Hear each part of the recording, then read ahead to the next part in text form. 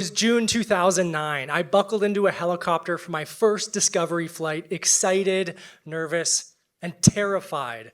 Minutes into the flight, the instructor looked over and said, "We're going to cut the engine and land."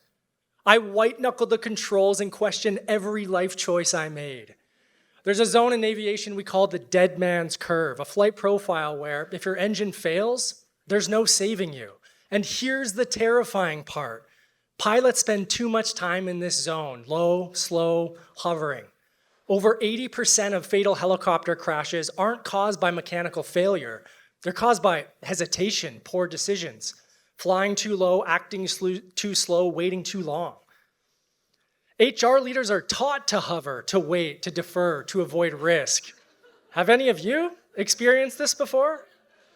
After 14 years flying and fixing helicopters, I've learned 3 key lessons to help you move faster, lead bolder, and escape your own dead man's curve. Safe leadership equals stalled cultures. When I first started flying helicopters, emergencies could hit at any moment. Every flight demanded full focus. Your life depended on it. Here I am as an 18-year-old, as I can see. You probably wouldn't trust me with your helicopter, would you?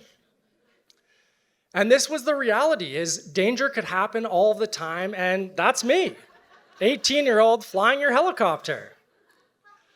But let's be honest, HR leaders, they circle back, they put a pin in it, they form a subcommittee to evaluate the pin. And 6 months later, that quick check-in turns into a black hole of inaction. You've seen it. The team's ready, the data's clear, the timing's perfect. But leadership hesitates, and the moment's gone. In turbulence, if you hover too long, you crash. Caution is the new risk.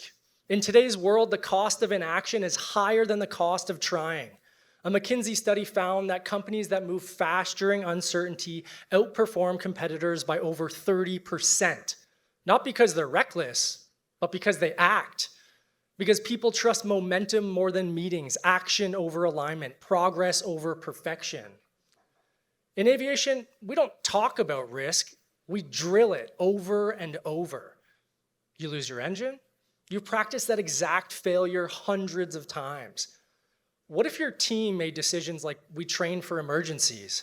What if your team knew if we stall, we spiral, so we move? Caution isn't safe anymore. It's like checking the weather 37 times while your competitors have cleared customs, boarded, and are halfway to Bali. Who wants to go to Bali, by the way? Everyone here. So what does modern leadership need? 3 things: altitude, speed, and momentum. Altitude is perspective. Great leaders rise above the noise. They zoom out, they see the terrain. They know where they're headed and what really matters. Speed is courage. Courage doesn't mean reckless.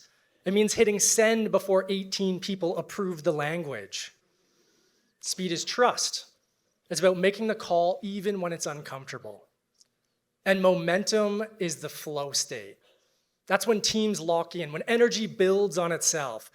It's like driving your car with your favorite song blasting and suddenly realizing you look like a lunatic at the red light. It's the moment when things click and everyone's moving in sync. Altitude gives you the vision, speed builds trust, but momentum, that's the game changer. It's how average teams become unstoppable.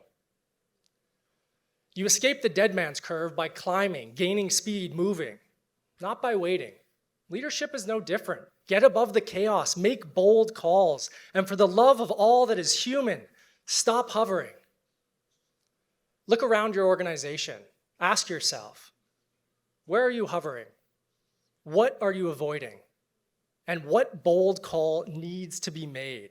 If you're waiting for clarity, waiting for the perfect moment, waiting for approval, you're already too late. Leadership isn't about certainty, it's about moving with commitment. Climb, gain speed, move. Don't hover, don't hesitate. Lead. Because in this world, the riskiest move